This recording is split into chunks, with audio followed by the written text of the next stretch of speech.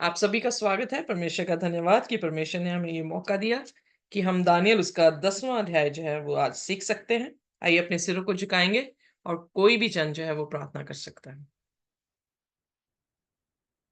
English में, हिंदी में, जिस भी भाषा में करना चाहे वो कर सकते हैं।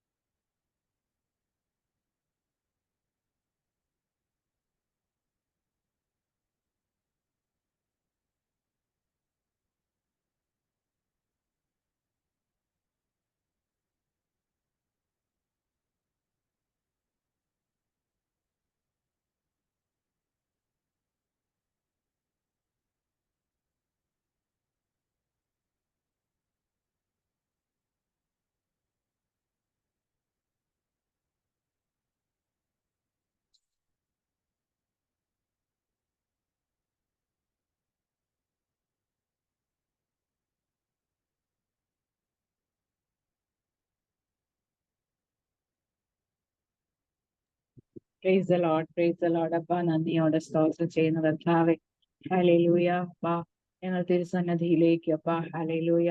സിസ്റ്റു സിസ്റ്ററും അപ്പ ഹല്ലേലൂയ, ബാക്കിയുള്ള എല്ലാ സിസ്റ്റേഴ്സുമായി അങ്ങയുടെ പാദപീഠത്തിലേക്ക് വരുന്നു കർത്താവേ. അങ്ങ് ഞങ്ങളോട് സംസാരിക്കണമേ അപ്പ. ഋതു സിസ്റ്ററിനെ ഏൽപ്പിച്ച് പ്രാർത്ഥിക്കുന്നു കർത്താവെ. മകളെ അനുഗ്രഹിക്കണമേ അപ്പ. ആയുസ്സോടെ ആരോഗ്യത്തോടെ കർത്താവെ, ബലത്തോടെ അപ്പ ഹല്ലേലൂയ. സ്തോത്രം കർത്താവെ. എല്ലാം തരണം ചെയ്ത് മുമ്പോട്ട് പോകുവാൻ മകളെ ശക്തിപ്പെടുത്തണമേ, ബലപ്പെടുത്തണമേ അപ്പ. എന്നെ ശക്തനാക്കുന്നവൻ മുഖാന്തരം ഞാൻ സകലത്തിനും മതിയായവളാകുന്നു എന്ന് പറയത്തക്ക ആ വേഴ്സ് അപ്പ ഹല്ലേലൂയ വെച്ച് പ്രാർത്ഥിക്കുന്നു കർത്താവെ. മകളെ അനുഗ്രഹിക്കണമേ അപ്പ. ഞങ്ങളെ ഓരോരുത്തരെയും ഏൽപ്പിച്ച് പ്രാർത്ഥിക്കുന്നു കർത്താവെ. അങ്ങ് ഞങ്ങളോട് സംസാരിക്കണമേ അപ്പ. അങ്ങ് എന്താണ് ഉദ്ദേശിക്കുന്നത് അത് ഞങ്ങളുടെ ഉള്ളിൽ അപ്പാൻ പകർന്നു തരണമേ അപ്പ. ഹല്ലേലൂയ. സ്തോത്രം കർത്താവെ. അതനുസരിച്ച് ജീവിക്കുവാൻ കർത്താവെ, ഹല്ലേലൂയ, അതിലുള്ള മർമ്മങ്ങൾ ഞങ്ങൾക്ക് മനസ്സിലാക്കി തരണമേ അപ്പ. ഹല്ലേലൂയ. അങ്ങയുടെ വലിയ കൃപയോർത്ത് നന്ദിയോടെ സ്തോത്രം ചെയ്യുന്നു കർത്താവെ. ഈ നിമിഷം വരെയും ഞങ്ങളെ കാത്തു പരിപാലിച്ച കൃപയ്ക്കായി നന്ദിയോടെ സ്തോത്രം ചെയ്യുന്നു കർത്താവെ. ബാക്കിയുള്ളവരെയും കൂട്ടി വരുത്തണമേ അപ്പ. ഹല്ലേലൂയ. സ്തോത്രം കർത്താവെ. അങ്ങയുടെ വചനങ്ങൾ കേൾക്കുന്നത് കർത്താവെ മനസ്സിന് കുളിർമയാണല്ലോ അപ്പ. ഹല്ലേലൂയ. സ്തോത്രം അപ്പ. ഹല്ലേലൂയ. നന്ദിയോടെ സ്തോത്രം ചെയ്യുന്നു. പ്രാർത്ഥനയും യാചനയും കേട്ടതിനായി സ്തോത്രം, യേശുവിന്റെ അൻപുള്ള നാമത്തിൽ തന്നെ. ആമേൻ. Amen, amen. Thank you very much. आइए दानियल उसका 10 अध्याय उसकी पहली आयत से जो है हम पढ़ेंगे। कोई भी जन पढ़ सकता है। Yes sister. फारस देश के राजा कसूर के राज्य के 3रे वर्ष में दानियल पर, जो बेलशस्सर भी कहलाता है, एक बात प्रकट की गई। वह बात सच थी कि बड़ा युद्ध होगा। उसने इस बात को जान लिया और उसको यह देखी हुई बात समझ आ गई।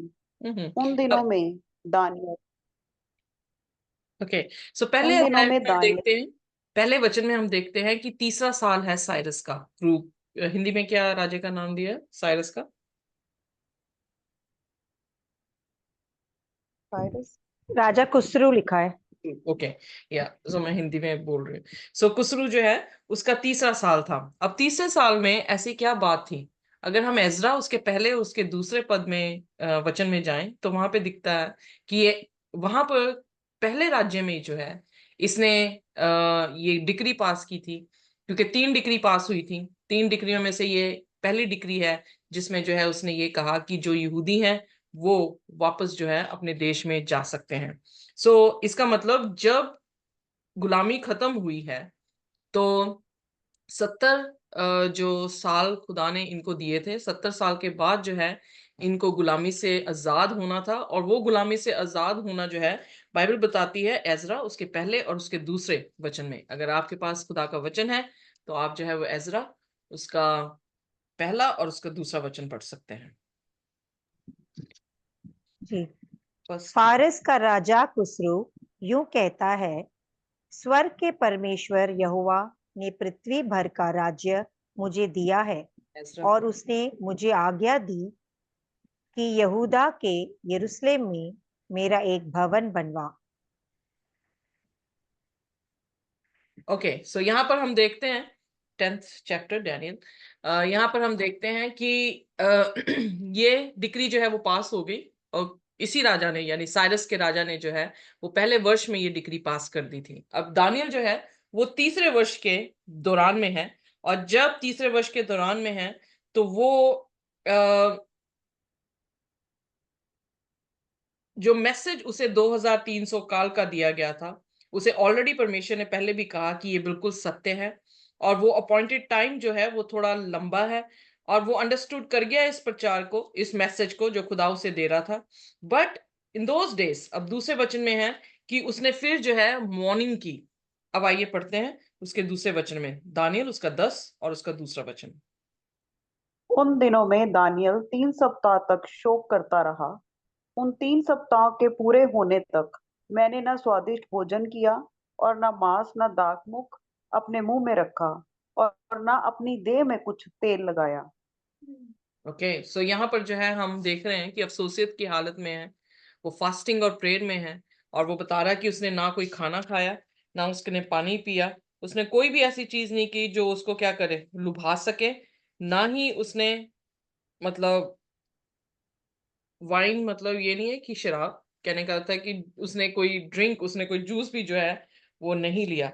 और उसने अपनी सेल्फ डिनाइल की सिचुएशन में परमेश्वर से प्रार्थना जो है वो करनी शुरू की। अब उसके चौथे वचन में, फिर पहले महीने के 24वें दिन में जब मैं हिद्देकेल नामक नदी के तट पर था, तब मैंने आंखें उठाकर देखा कि सन का वस्त्र पहने हुए और उफाज देश के कुंदन से कमर बांधे हुए एक पुरुष खड़ा है। उसका शरीर फिरोजे के समान, उसका मुख बिजली के समान, उसकी आंखें जलते हुए दीपक की सी, उसकी बाहें और पांव चमकाए हुए पीतल के से, और उसके वचनों का शब्द भीड़ों के शब्द का सा था।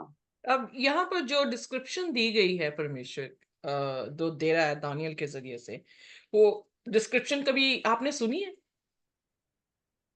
कोई जहन में ये डिस्क्रिप्शन कहीं पर आपने पढ़ी हो तो आपके जहन में आ रहा हो तो आप बता सकते हैं मुझे।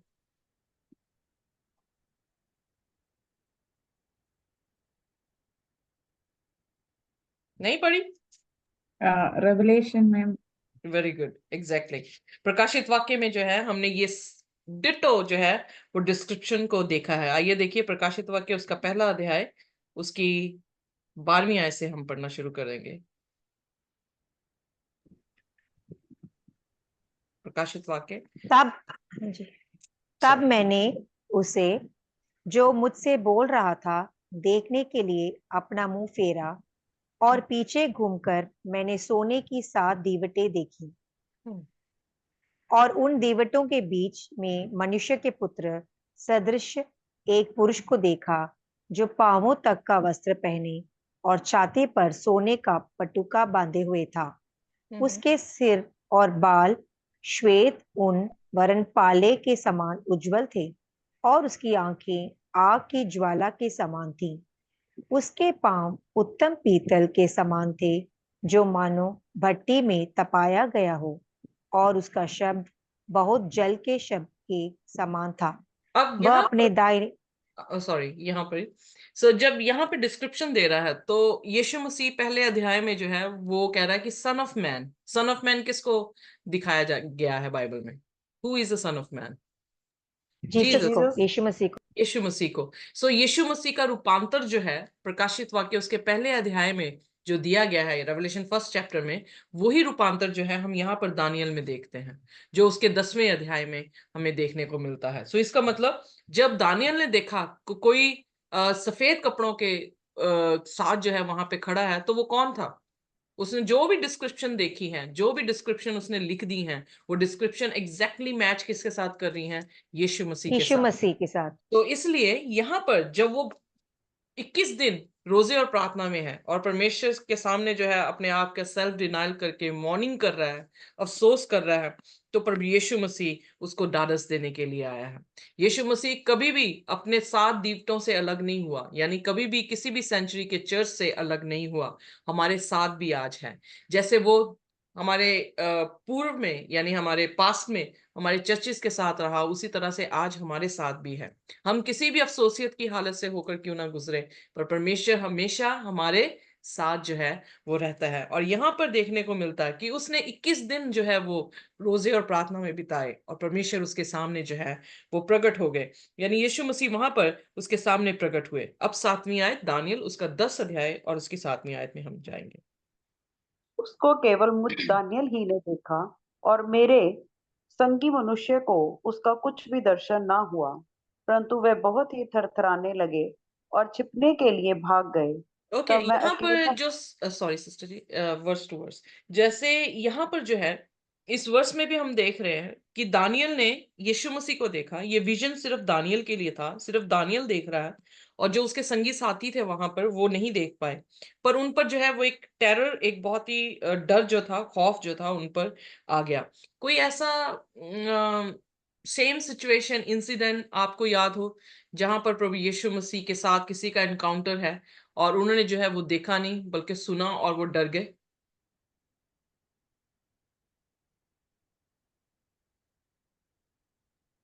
आइए में से निकालिए प्रेरितों का काम उसका 9 और उसकी 7वीं आयत। प्रेरितों का काम उसका 9वां अध्याय यानी book of Acts chapter 9 verse 7।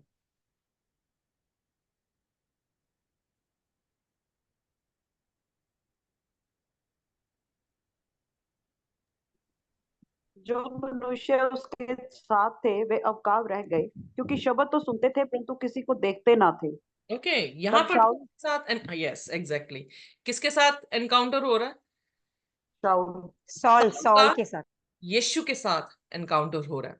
और साउल के साथ जो साथी थे वो देख नहीं पाए, पर वो क्या थे? बाइबल में लिखा कि वो उन्होंने कुछ आवाज सुनी और इंसान को नहीं देखा। और फिर जो है आगे 8वीं आयत पढ़ दे प्लीज। तब शाऊल भूमि पर से उठा, परंतु जब आंखें खोली तो उसे कुछ दिखाई ना दिया, और वे उसका हाथ पकड़ के दमिश्क में ले गए। ओके, सो यहाँ पर जो है men which journeyed with him stood speechless, hearing a voice but seeing no man. So exactly वैसा ही है कि उन्होंने सुना पर वो देख जो है वो नहीं पाए, पर सिर्फ दानियल था। सो नबी जो है, पहली चीज हमें सीखने को ये मिलती है कि नबी, जब परमेश्वर अपना प्रकाशन नबी के सामने करता है तो वो सिर्फ क्या है? नबी को दिखता है। बट दूसरे लोग जो हैं उस प्रकाशन से क्या होते हैं? अवेयर जरूर हो जाते हैं। ऐसा नहीं है कि वो अवेयर नहीं होते, अवेयर होते हैं कि कुछ जो है वो हो रहा है और खुदा जो है अपने दास के साथ कुछ बात कर रहा है, क्योंकि उन्होंने सुना पर वो देख नहीं पाए। सो देखकर कौन देख सकता है? परमेश्वर को देख के कौन जीवित जो है वो रह सकता है? सो एक नबी है जिसके सामने परमेश्वर अपने आप को जो है अपना रूपांतर जो है वो दिखा रहा है। सो अब आगे पढ़ते प्लीज, दानियल उसका 10 अध्याय और उसकी 8वीं आयत। तब मैं अकेला रहकर वह अद्भुत दर्शन देखता रहा, इससे मेरा बल जाता रहा। ओके, मैं यहाँ पर भय अंडरलाइन वर्ड कर ले कि जो दर्शन देखते हैं, जब परमेश्वर अपना दर्शन दिखा रहा है, जब परमेश्वर किसी भी नबी के सामने आता है, तो हमने कितनी बार देख लिया यूहन्ना के टाइम पर भी, दानियल के टाइम पर भी, कि वो क्या हो गए? स्ट्रेंथलेस जो है वो हो गए। उनके पास जो है वो सामर्थ रही नहीं। नो स्ट्रेंथ रिमेन्ड इन मी। आगे पढ़ दे। मैं भयतुर हो गया, और मुझ में कुछ भी बल ना रहा। ओके, सो खुदा की हजूरी में जो है वो एक्सपीरियंस, मैं तो जानती नहीं हूँ, बट ये है कि खुदा का एक्सपीरियंस, खुदा के लोगों का एक्सपीरियंस जो बाइबल में हम देखते हैं, उस बाइबल में हमें देखने को मिलता है कि जो नबूवत करने वाला नबी है, जिसको खुदा दर्शन देता है, जब वो उसकी उपस्थिति को देखता है तो वो कैसा हो जाता है? जैसे उसके पास कोई भी सामर्थ ना हो। वो डर जाएगा और उसके पास कोई भी सामर्थ्य जो है वो नहीं होगी। आगे। तो भी मैंने उस पुरुष के वचनों का शब्द सुना, और जब वह मुझे सुनाई पड़ा, तब मैं मुंह के बल गिर गया और गहरी नींद में भूमि पर अधे मुंह गिर पड़ा। ओके, सो कैसे कैसे जो है वो एक अपना एक्सपीरियंस यीशु मसीह को देखते हुए जो है वो दिखा रहा है। कह रहा है कि मैं उसकी आवाज को सुन रहा हूँ। सो कान ऐसी चीज है, सेंस है, जो हमारे लास्ट ब्रेथ तक जो है वो सेंसेस काम करती हैं। हमारी आंखें बंद हो जाएंगी, हमारा बोलना बंद हो जाएगा, हमारे नाक का सूंघना जो है वो बंद हो जाएगा, बट आखिरी समय तक क्या बचता है? कान जो है वो सुनता है। सो यहाँ पर जो है वो स्ट्रेंथलेस हो गया, पर अपने कान से क्या कर रहा है? उसकी आवाज को सुन रहा है। और फिर क्या है? मुंह के बल जो है वो गिरा, और उसके पास एक अजीब सी डीप स्लीप जो है उस पर आ गई। यानी वो बिल्कुल स्ट्रेंथलेस हो गया, और वो जो है वो सो गया। आगे पढ़े 10वीं फिर आयत में। उसने अपने हाथ से मेरी देह को छुआ और मुझे उठाकर घुटनों और हथेलियों के बल थरथराते हुए बिठा दिया। ओके, सो फिर उसने, जिसको यीशु मसीह हम देख रहे हैं, यीशु मसीह ने उसको जो है फिर छुआ, और छूने के बाद जो है वो अपने घुटनों के बल हुआ, अपने पाम, यानी वो किस पोजीशन में होगा? जैसे दोनों हथेलियां हैं और साथ में घुटने भी हैं, उसके पोजीशन में जो है वो आ गया। अब 11वीं आयत। तब उसने मुझसे कहा, हे दानियल, हे अति प्रिय पुरुष, जो वचन मैं तुझसे कहता हूँ उसे समझ ले और सीधा खड़ा हो, क्योंकि मैं अभी तेरे पास भेजा गया हूँ। आगे। जब उसने मुझसे ये वचन कहा, तब मैं खड़ा हो गया, परंतु थरथराता रहा। ओके, सो यहाँ पर जो है परमेश्वर ने उससे कहा कि जो वचन, पहली बात उसने उसे कहा, you are greatly beloved. That's a beautiful thing, कि जब हम प्रभु यीशु मसीह के साथ, प्रभु यीशु मसीह के वचनों में बने रहते हैं, जब हम उसकी आज्ञाओं को मानते हैं, जब हम अपने आप को पवित्र रखते हैं, तो परमेश्वर के हम क्या बन जाते हैं? प्रिय लोग जो हैं वो बन जाते हैं। जैसे मैंने कहा, दानियल को प्रिय कहा गया, प्रकाशित वाक्य लिखने वाला यूहन्ना को भी जो है वो प्रिय कहा गया। सो ये कोइंसिडेंस नहीं है, पर परमेश्वर जो है ये बताना चाह रहा है कि उसके नबी क्या हैं? उसके लिए प्रिय हैं। क्यों प्रिय हैं? क्योंकि उनकी धार्मिकता जो है वो खुदा के मानिंद है, यीशु के जैसे उनकी सूरत है, और इस कारणवश परमेश्वर और स्वर्ग भी जो है वो उसको क्या कर रहा है? सराहा रहा है। फॉर एग्जाम्पल, जैसे आज हमने प्रकाशित वाक्य 12 में देखा, शैतान को स्वर्ग की बादशाह में क्यों नहीं सराहाया गया? शैतान को स्वर्ग की बादशाह से गिरा क्यों दिया गया? क्योंकि उसके पास वो धार्मिकता नहीं है जो यहाँ पर दानियल के बीच में हम धार्मिकता को देखते हैं। कोई भी ऐसा पाप दानियल की पुस्तक में, दानियल के बारे में, इवन की दूसरी किताबों में भी दानियल के बारे में जो है वो जिक्र नहीं आया। तो इसका मतलब उसकी धार्मिकता या उसके धर्म के कारण, और वो इतना पवित्र था कि खुदा को भावता हुआ था, और उसने अपने आप को यीशु के सामने ऐसे प्रेजेंट कर दिया था कि खुदा उसको किसी भी तरीके से नकार ना सके। ऐसा नबी होता है जिस नबी के पास कोई पाप ना हो, जिस नबी के पास खुदा के हुक्म हो, जिस नबी के पास खुदा की भविष्यवाणियां हो, जिस नबी के पास खुदा प्रसन्न हो, उसी को जाकर जो है वो प्रकाशन देता है। जैसे अगर दो जन एग्री ना करें तो क्या वो चल सकते हैं साथ साथ? नहीं चल सकते। उसी प्रकार से अगर खुदा का नबी खुदा के वचनों से हटकर काम करे तो क्या खुदा उसके साथ चल सकता है? नहीं चल सकता। सो इसलिए खुदा उन लोगों के साथ चलता है जो खुदा के हुक्मों को मानते हैं और अपने आप को डिनाई करते हैं, अपने आप को तोड़ते हैं और खुदा के हुक्मों को मानने की पूरी कोशिश करते हैं। वो लोग परमेश्वर के प्रिय होते हैं। वो लोग ही परमेश्वर के जो है अजीज हैं, और परमेश्वर अपना प्रकाशन उन तक जो है वो पहुंचाता है। सो यहाँ पर उसे जो है वो कहा गया कि तू प्रिय है, और उसे कहा उठ और इसको क्या कर, समझ ले जो मैं तुझसे कहता हूं। अब 12वीं आयत, दानियल उसका 10, डैनियल चैप्टर 10 वर्स 12। फिर उसने मुझसे कहा, हे दानियल, मत डर, क्योंकि पहले ही दिन को जब तूने समझने बूझने के लिए मन लगाया और अपने परमेश्वर के सामने अपने को दीन किया, उसी दिन मैं तेरा वचन सुन गया और मैं तेरे वचनों के कारण आ गया हूँ। ओके, सो यहाँ पर जो है सबसे पहले सैल्यूटेशन क्या दी गई है? डू नॉट बी अफ्रेड, डर मत। ओके, सो इसीलिए एक बार एक बच्ची जो है उसके सामने ऐसे ही एंजल जो है सामने खड़ा हो गया और उससे बात करने लगा। तो उस बच्ची ने उसे कहा कि in the name of Jesus I rebuke you Satan. तो एंजल कहने लगा मैं सेटन नहीं हूँ, खुदा की तरफ से तेरे पास आया हूँ।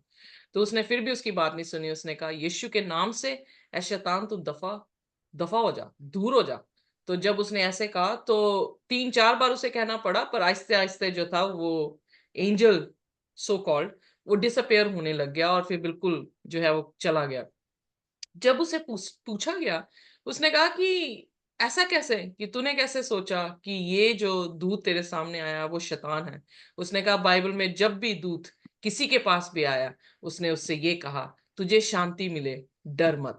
सो इस दूत ने मुझसे ये बात जो है वो नहीं की थी। सो कितनी छोटी छोटी चीजें हैं जो अगर हम बाइबल के साथ मैच नहीं करती हैं तो हम समझ सकते हैं कि वो खुदावन यीशु मसीह के लोग या यीशु मसीह का दूत जो है वो नहीं हो सकता। इसलिए बाइबल पढ़ना बहुत जरूरी है, जिससे हमें पता लगे कि उसका मैनर, उसका तरीका, उसके रास्ते, उसके नियम जो है वो क्या है, वो किस तरह से काम करता है। अगर हम ये समझ गए कि खुदा किस तरह से काम करता है तो हमारे सारे जो शैतान डिस्ट्रैक्शन देने की कोशिश करता है उससे हम जो है वो आजाद हो सकते हैं। सो उसने कहा डर मत दानियल, क्योंकि तेरी दुआ पहले दिन से ही जो है वो सुनी गई थी। और फिर उसने कहा to humble yourself before God, your words were heard. जब हम हलीम हो जाते हैं खुदा के सामने, तब खुदा उसी समय हमारी आवाज को क्या करता है, सुन लेता है। जब कोई भी माँ अपने बच्चे के लिए प्रार्थना करती है तो खुदा उस माँ की प्रार्थना को सुन लेता है। सो इसलिए कभी ऐसा नहीं हो सकता कि माँ ने प्रार्थना की हो और माँ की प्रार्थना जो है खुदा अनसुना कर दे। बेशक टाइम से जवाब दे रहा हो, बट यकीन जानिए कि जब माँ हलीम होके अपने बच्चों के उद्धार के बारे में प्रार्थना करती है तो परमेश्वर उस प्रार्थना को रद्द जो है वो नहीं होने देता, क्योंकि उसकी प्रार्थना किसके साथ एग्री हो रही है, खुदा के साथ। खुदा की एग्रीमेंट क्या है कि दुनिया नजात पाए। और अगर माँ अपनी बच्चों के लिए नजात की प्रार्थना कर रही है तो then you are agreeing with the Lord and God will proceed through your prayers. आमीन। तब यीशु मसीह वो प्रोसीड करेगा आपके साथ, आपके इस प्रार्थना को पूरा करने के लिए। क्योंकि प्रार्थना एक तरह की कंसेंट है जो हम डॉक्टर्स को कई बार देते हैं, सिग्नेचर देते हैं कंसेंट फॉर्म में कि आप हमारे ऑपरेशन को कर सकते हैं, हमें कोई इस बात से आपत्ति नहीं है। प्रार्थना एक तरह का कंसेंट है जो हम परमेश्वर को देते हैं कि परमेश्वर मैं ये कंसेंट आपको दे रही हूं कि आप मेरे उद्धारकर्ता हैं, आप मेरे जीवन और मेरे मेरे शरीर के अधिकारी हैं। शैतान इसमें कोई भी अपनी जो है वो अधिकार नहीं रख सकता है। जब हम ये अपनी जुबान से कंसेंट देते हैं खुदा यीशु मसीह को तो हम खुदा के साथ एग्री हो जाते हैं, उसकी साल्वेशन में एग्री हो जाते हैं। जब एग्री होते हैं तो खुदावन उस दुआ को कभी भी अनसुना नहीं करता, बल्कि उस दुआ का जवाब जो है हम तक पहुंचाता है। सो इसलिए humble yourself before your God, your words were heard, I have come because of your words. क्या कह रहा, इसीलिए आया हूं क्योंकि तेरे शब्दों के कारण। उसने दुआ अगर ना की होती तो वो ना आता, पर उसने दुआ की, कह रहा because of your words I came, इसलिए क्योंकि उसने दुआ की और उसकी दुआ के जरिए से जो है उसे वो आ गया। सो अब 13वीं आयत। फारस के राजा प्रधान 21 दिन तक मेरे सामने किए रहा, परंतु मिकाइल जो मुख्य प्रधानों में से है वह मेरी सहायता के लिए आया, इसीलिए मैं फारस के राजाओं के पास रहा। ओके, अब यहां पर जो है वो क्या कह रहा है कि पहले दिन तो दुआ सुनी गई, पर 21 दिन क्यों लगे?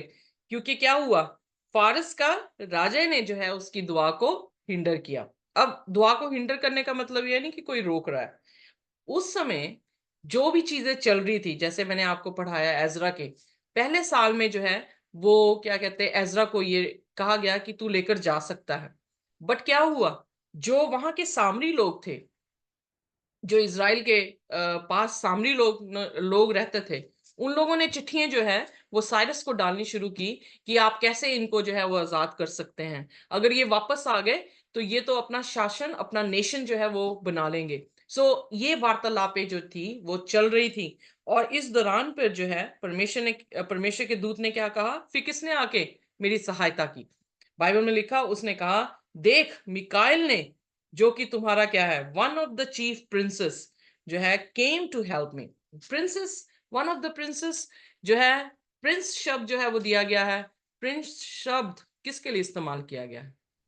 यीशु मसीह के लिए। या हमने ऑलरेडी 10 अध्याय में देखा, उसने कहा मसाया द प्रिंस। जो मसीह है वो क्या है, प्रिंस है। अगर हम यशाया उसकी 8 उसकी 8, am I right? 8 और उसकी 6, ओके, जहां पे वर्जिन जो है एक पुत्र को जनेगी, तो उसमें उसे क्या कहा गया है, प्रिंस ऑफ पीस।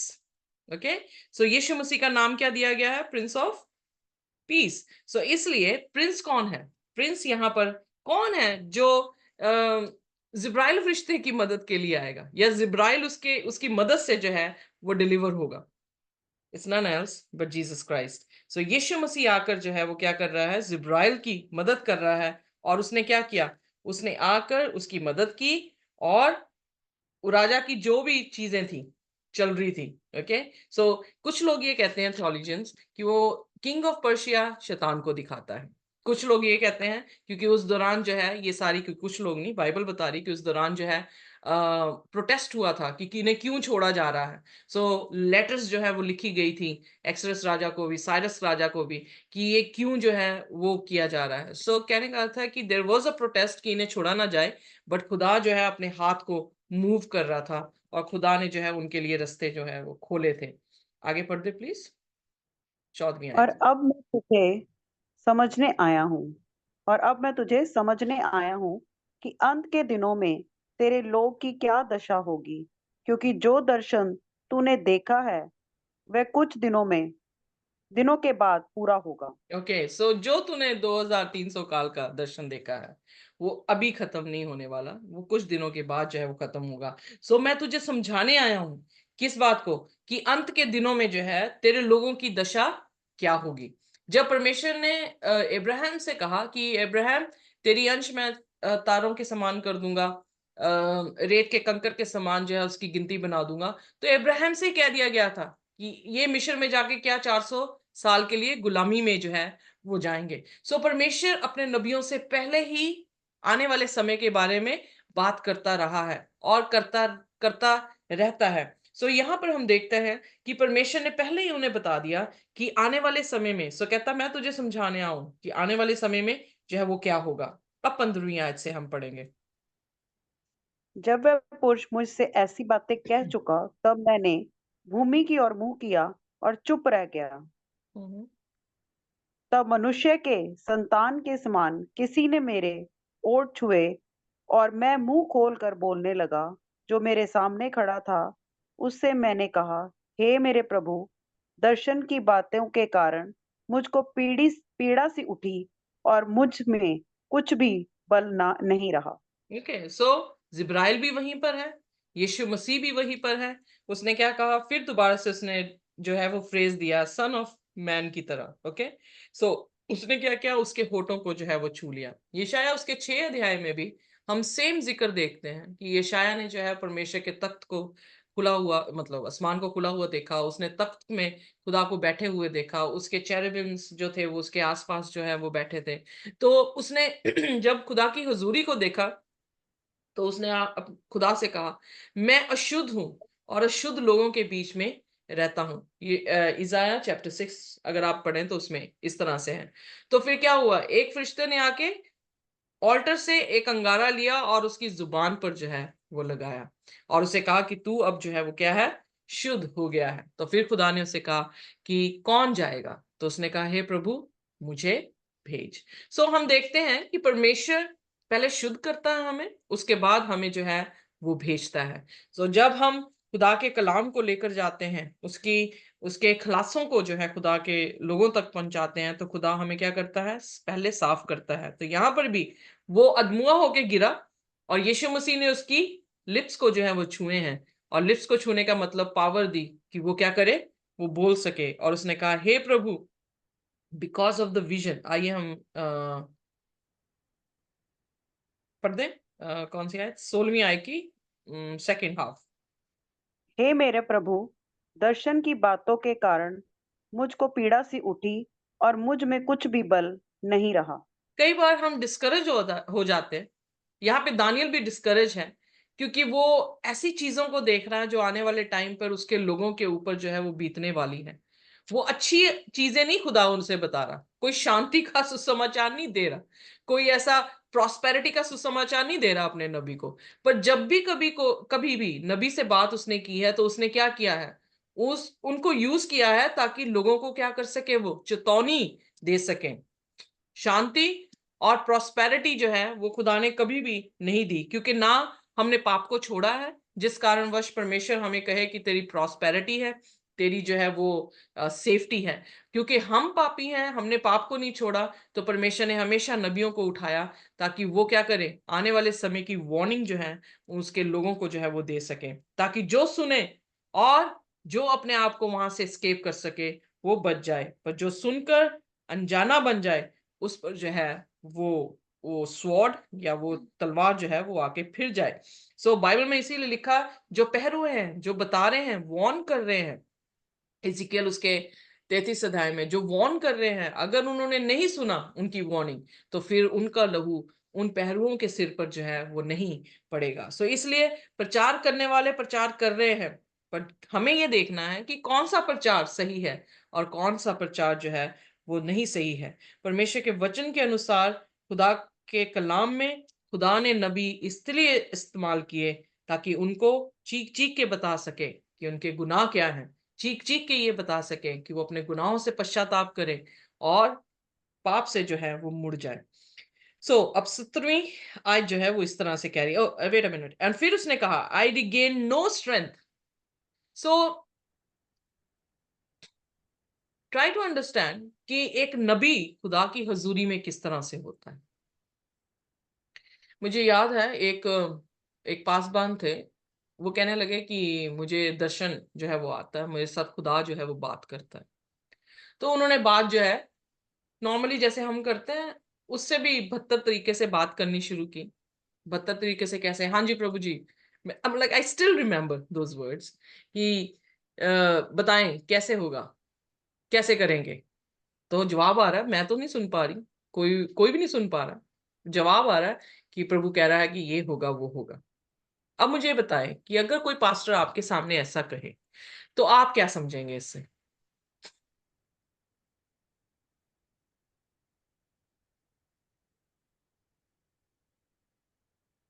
सोच में पड़ गए? कुछ कुछ तो गड़बड़ है सोचेंगे। ओके, कैसे आप कहेंगे कि गड़बड़ है? क्योंकि जब हम लोग, जैसे हम भी अपने पर्सनल प्रेयर हम करते हैं, तब हम घुटनों के बल, I just kneel down and pray, और मुझे वो जब प्रेजेंस आता है गॉड का, तो हमारे आंखें भर आती हैं, हम लोग एकदम हम्बल हो जाते हैं। एंड मुंह में जैसे ना, जब बात भी नहीं कर सकते, बोल भी नहीं सकते, प्रेयर ही मतलब खत्म हो जाता है, अंदर से रोते हुए ही, लाइक कहते हैं ना, groanings with groanings the spirit prays. Okay तो ऐसे होता है। तो ओके अब ये आप नहीं, जैसे आप बता रही हैं वो, ऐसे हम नहीं बात कर सकते क्या? डायलॉग बाजी नहीं हो सकती है? मुझे ऐसे वो अजीब सा लग रहा है सोचकर। देखिए, मैंने एक कॉमन बंदे की बात नहीं की है। ओके, मैं एक नबी की बात कर रही हूँ। Are we prophets? We are not prophets. Okay, so यहाँ पर मैं उनकी बात कर रही हूँ जो ये दावे करें कि हम प्रॉफिट हैं, हमें खुदा दिख रहा है, हमें खुदा बात कर रहा है, हमें प्रोफेसीज जो है वो दी जा रही हैं। अब यहाँ पर अगर ये कोई पास्टर कहे कि मुझे प्रोफेसी दी जा रही है और वो अधमुआ होके नहीं गिर रहा है, या फिर अगर उसे खुदा का दर्शन हो रहा है, तो जो आसपास के लोग हैं उनको कुछ नहीं पता कि उसे दर्शन हो रहा है, तो अकॉर्डिंग टू बाइबल जो है ये बिल्कुल वाक्य जो है वो मैच नहीं करता।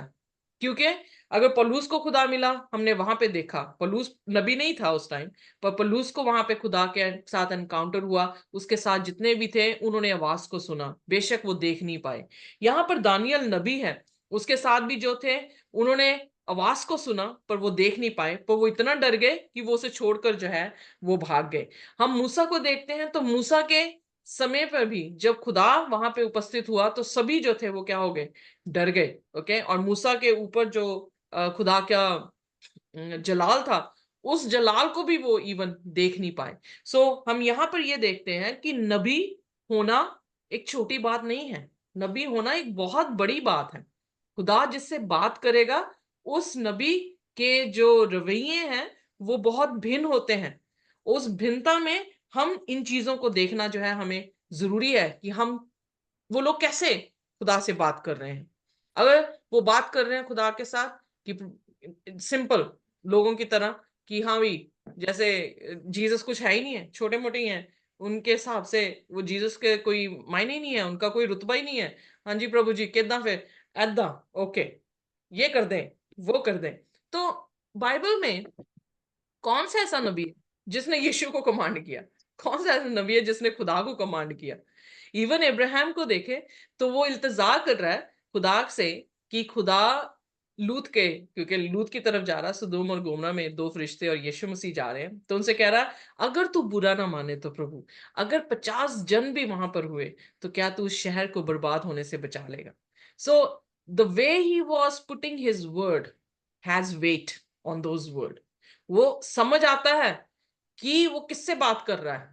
ओके आप प्रिंसिपल के पास जाते हैं, स्कूल के प्रिंसिपल के साथ, तो क्या आप इस तरह से रवैया करते हैं जिस तरह से बहुत सारे पास्टर्स जो है वो खुदावंद यीशु मसीह के लिए रवैया जो है अपनाते हैं? अगर आप प्राइम मिनिस्टर के पास, प्रेसिडेंट के पास पहुंच जाए तो क्या आपकी आवाज इस तरह से होती है कि आप हलीम हो जाते हैं, आप अपने शब्द भी जो है वो गिन चुन के जो है वो बोलते हैं? So exactly we need to know, हमें जो है वो देखने की जरूरत है कि क्या ये इंसान खुदा के वचन के साथ मैच हो रहा है कि नहीं हो रहा। अगर खुदा के वचन के साथ ये मैच नहीं हो रहा तो यकीन जानिए कि वहां पर जो है वो खुदा का आत्मा जो है वो काम नहीं कर रहा। तो आइए दानियल उसका 10 अध्याय और उसकी अगली आयत जो कि 17वीं है, मेरे साथ हाँ पढ़। जी।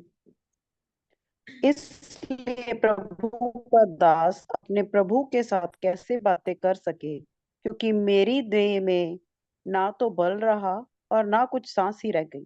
ओके सो नबी के तब अब क्या, हाँ जी कुछ कह रहे थे?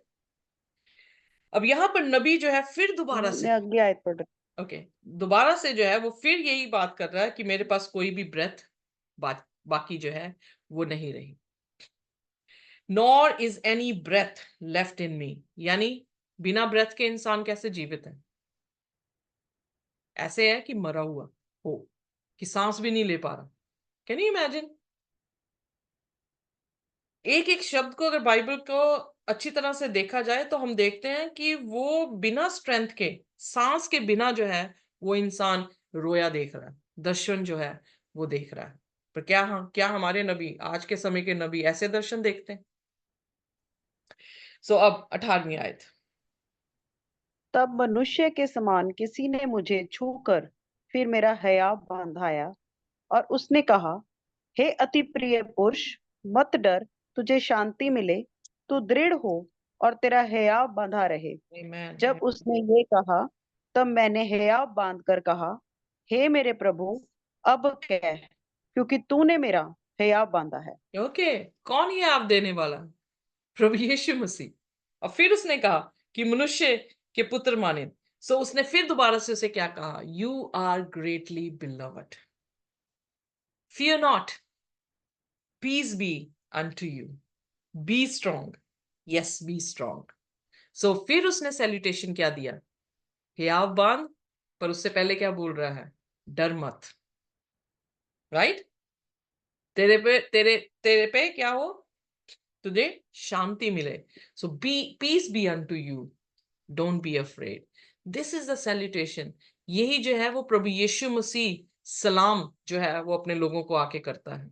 सलाम जैसे उर्दू का वर्ड है शांति, तुम्हें शांति हो, ये सलाम वो शब्द है जिसमें हम जो है पुराने बुजुर्ग हमारे बोला करते थे सलाम। पर अब जो है वो सलाम जो है वो खत्म हो गया है, अब और चीजें हम जो है वो बोलने लग गए हैं। पर यहाँ पर परमेश्वर का वचन जो है ये बताता है कोई आउटडेटेड नहीं है, खुदा का वचन आज भी एप्लीकेबल है। सो खुदा के वचन में ये लिखा है कि खुदा ने कहा डर मत, तुझे शांति मिले। क्योंकि यीशु मसीह यहाँ पर उसके पास क्या वॉर या उसको जज करने नहीं आया था, पर उसको क्या देने आया था? सलामती देने के लिए जो है वो आया था। सो अगली आयत पढ़ दें प्लीज। तब उसने कहा, क्या तू जानता है कि मैं किस कारण तेरे पास आया हूँ? अब मैं फारस के प्रधान से लड़ने को लौटूंगा और जब मैं निकलूंगा तब यूनान का प्रधान आएगा ओके जो सो कि प्रभु यीशु मसीह या परमेश्वर ने जो है उसे क्या कर दिया, आने वाले समय की राज्यों के नाम भी जो है वो बता दिए कि मादी फरीसियों के साथ लड़ूंगा, उसके बाद कौन आ जाएगा, यूनान जो है वो आ जाएगा। सो इसका मतलब जो हम अब तक पढ़ते आ रहे हैं, खुदा क्या कर रहा है, बार बार रिपीट कर रहा है चीजों को और बार बार एनलार्जमेंट जो है वो दे रहा है।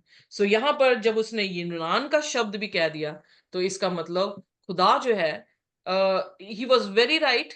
हिस्ट्री जो है उसको प्रूव करती है कि परमेश्वर ने जिस तरह से कहा, बाबुल के बाद मादी आएगा, मादी के बाद यूनान आएगा, यूनान के बाद रोम आएगा, रोम के बाद यूरोप आएगा और यूरोप में से एक छोटा सा सींग जो है वो उदय होगा। और जो अगली जगह पे हम देखेंगे 11वें अध्याय में, इन राज्यों को एनलार्ज कर रहा है। ओके, ये राज्य फिर दोबारा से दोहराए जाएंगे और उनके कामों को और एनलार्जमेंट जो है वो करेगा। इनफैक्ट वो किंगडम ऑफ नॉर्थ और किंगडम ऑफ साउथ का जिक्र कर रहा है। और जब इनके बारे में जिक्र करेगा, यू विल नो कि एक एक राज्य के, एक एक राजा के बारे में जो है वहां पर जिक्र आया है। और परमेश्वर ने जो है इस अध्याय को, जो कि बहुत सारे लोगों के लिए कॉम्प्लिकेटेड है, परमेश्वर का धन्यवाद कि परमेश्वर ने हमें जो है इसका खुलासा दिया। और परमेश्वर के वचन से हम सीखेंगे। इट्स वेरी लॉन्ग चैप्टर, पर हम इसको डिवाइड करेंगे 2 में, जिसमें हम जो है आराम आराम से इसका अध्ययन जो है वो करेंगे। सो परमेश्वर का दूत और प्रभु यीशु मसीह अपने प्रिय के पास आ पहुंचे जब उसके प्रिय ने उसको पुकारा। बेशक रुकावट थी, पर उस रुकावट को जो है खुदा मिकाएल जो उनका प्रिंस है, मसाया जो प्रिंस है हमारा, उसने जो है उस रुकावट को भी जो है वो दूर किया। जब उसकी हुजूरी में आता है तो वो किस तरह से महसूस करता है, उस एक्सपीरियंस को जो है हमारे सामने उसने जो है वो शेयर किया है, ताकि ये एक्सपीरियंस से हम जो है फेक प्रॉफिट्स को जो है जब मैच करेंगे तो हमें पता लग जाएगा कि ये ट्रू प्रॉफिट्स नहीं है, ये फेक जो है वो प्रॉफिट्स हैं, क्योंकि उनमें कोई भी चीज ट्रू प्रॉफिट्स के साथ मिलती हुई नहीं आप देख पाएंगे। सो परमेश्वर के वचन हमारे लिए आज भी एप्लीकेबल है, क्योंकि ये जीवता परमेश्वर का वचन है जो युगन युग तक ठहरने वाला है। और अगर हम इन वचनों की जो है आदर और उसकी उसकी उसकी अ, सम्मान जो है वो नहीं करते हैं तो हम हमारे पर हाय, क्योंकि शैतान हमारे बीच में जो है वो फेंक दिया गया है, वो जो हमें डिसीव करने वाला है। तो ये हाय उन लोगों के पे हैं जिन्होंने शैतान के डिसेप्शन को कबूल किया और प्रभु यीशु मसीह के वचन को जो है वो तरक दिया। इसीलिए तस्लोनियन की दूसरे पुस्तक में उसने कहा, मैंने उन्हें बहुत बड़े डिसेप्शन में जो है वो छोड़ दिया ताकि वो झूठ पर विश्वास करें। यकीन जानिए परमेश्वर का वचन हमारे लिए बहुत साफ है। अगर हम सच्चाई को नहीं मानते हैं तो फिर खुदा जो है वो झूठ को और डिसेप्शन को हमारे ऊपर फेंक देगा और हम उस झूठ पे विश्वास करने लग जाएंगे। पर क्यों ना हम डरते कामते परमेश्वर की हजूरी में आए, उसके वचनों को समझें, उसके वचनों पर विश्वास करें और अमल करें, यानी उस पर चले भी, ताकि खुदा अपने अनुग्रह से हमें बचा ले और हम किसी भी डिसेप्शन और लाइस में जो है वो कभी ना पड़े, बल्कि सच्चाई में दृढ़ होते चले जाएं। आमीन। आइए अपने सिरों को झुकाएंगे और हम प्रार्थना करेंगे। हमारे स्वर्गीय खुदावंद, हम आपके शुक्रगुजार हैं, धन्यवाद करते हैं पिता परमेश्वर। आपका वचन हमारे लिए ज्योति है, आपका वचन हमारे लिए दीपक है, हमारे पांव के लिए दीपक है। इस सकरे रास्ते में खुदावंद आपका वचन वो दीपक के मानिंद हमारे लिए काम करता है, जो हमें आने वाले समय को, जो हमारे हमारे सभी डिस्ट्रैक्शंस को, हमारे लाइस को जो शैतान ने हमारी जिंदगी में डाला है, उनको जो है वो खत्म करता है। हम धन्यवाद करते हैं पिता परमेश्वर आपके वचनों के लिए, धन्यवाद करते हैं प्रभु जी आपके वचनों के ज्ञान के लिए, धन्यवाद करते हैं प्रभु यीशु मसीह कलीसिया के लिए, जो आपकी पवित्र कलीसिया है, जो आपके 10 हुक्मों को लोगों तक प्रचार कर रही है, जो आपकी नबूवतों को लोगों तक प्रचार कर रही है और जो दूसरी आमद के लिए लोगों को तैयार कर रही है। खुदा बाप, हम धन्यवाद करते हैं कि हम उस कलीसिया के जुड़े हुए अंग हैं और हमें धन्यवाद के साथ हमारी इस भेंट को कबूल करे। जो कुछ भी हमने सिखाया है खुदावन, हमारी प्रार्थना है हमारे जीवन में वो 100 गुना फल लेकर आए। और ये भी सब बहनें और भाई जो वीडियो में भी ऑनलाइन हमें देखेंगे खुदावन, ये आपके वचनों को जब सुन रहे हैं तो ये भी उस कलीसिया से, जो पवित्र कलीसिया है, उसके साथ जुड़ सके, ताकि जब आप आए उस अपनी दुल्हन को लेने, अपनी कलीसिया को लेने, तो हम सब मिलकर प्रभु यीशु मसीह आपके साथ स्वर्ग की बादशाहत में हो सके। हमें आशीष और बरकत दे, क्योंकि सारी बरकत हम यीशु के नाम से मांग लेते हैं। आमीन। आमेन आमीन। आमेन। आमीन। Praise the Lord. Praise the Lord. Amen. Praise the Lord.